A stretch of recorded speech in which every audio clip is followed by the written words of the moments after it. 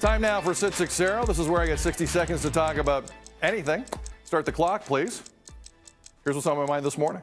When the Blue Jays went to Buffalo last year to play their 60-game season, it was a necessary evil. Weird setting, weird time, weird season. Border between the States and Canada was closed. What else were they going to do? The chances of them maybe coming back to Toronto last year, 0.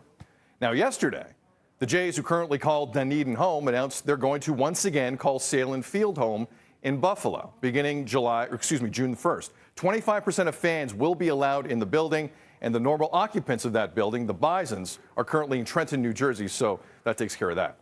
So I'll ask the question again. What are the chances the Jays are back in Toronto this season? I think they're better than some people realize. Peel Region's vaccinating everybody, basically, as of this morning.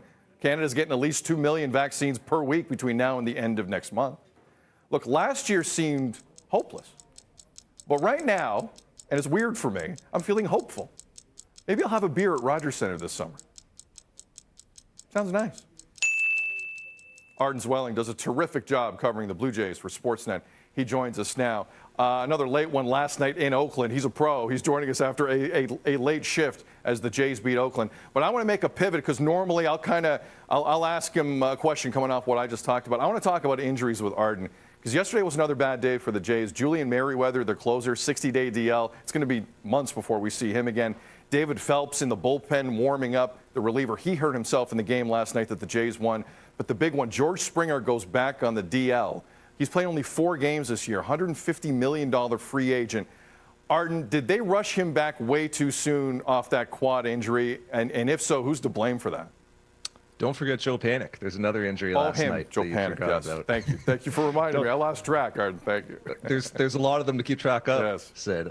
Did they rush him back? I mean, clearly not, because he was in a game last weekend hitting 2 home runs. So he was clearly good enough to do that. And one of them went 470 feet. So if you can do that, you're feeling pretty well. But it looks like he re-aggravated that quad injury running out of the batter's box. And most of us have seen it by now. He stumbled out of the box, didn't look good, tried to play through it. They tried to get him into future games. They tried to get him through this thing, and they clearly just couldn't because he's had that re-aggravation and the quad injury, and an MRI revealed that. So unfortunately, it looks like the Blue Jays are going to be without their $150 million man for some more time here.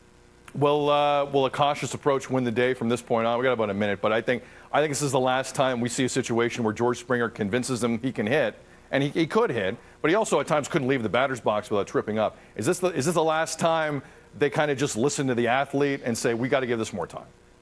Yeah, I think they have to. There's a lot at stake here, right? George Springer wants to play. He wants to be leading off for this team. He wants to be earning his money in that big contract, and he wants to be contributing and doing the things that earned him that contract in the first place, and playing with his new teammates and enduring himself to a new market that unfortunately he can't play in right now. And he wants to be on the field. But yeah, I think the Blue Jays have to be cautious, and they have to figure this thing out for once and for all. Despite all the injuries, Jays are a game above 500. Series finale on Sportsnet, 4 o'clock this afternoon. In Oakland on Sportsnet, some day baseball if you need it. Arden Zwelling, appreciate you, man. Always good to see you, buddy.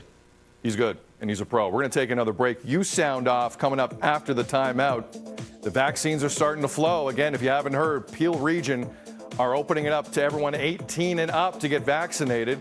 Do you think we're starting to turn a corner here? It was a long winter. 1-866-267-3797. Feedback at breakfasttelevision.ca.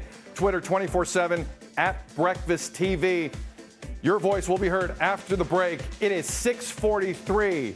Good morning, Toronto. Happy Thursday. You're watching BT.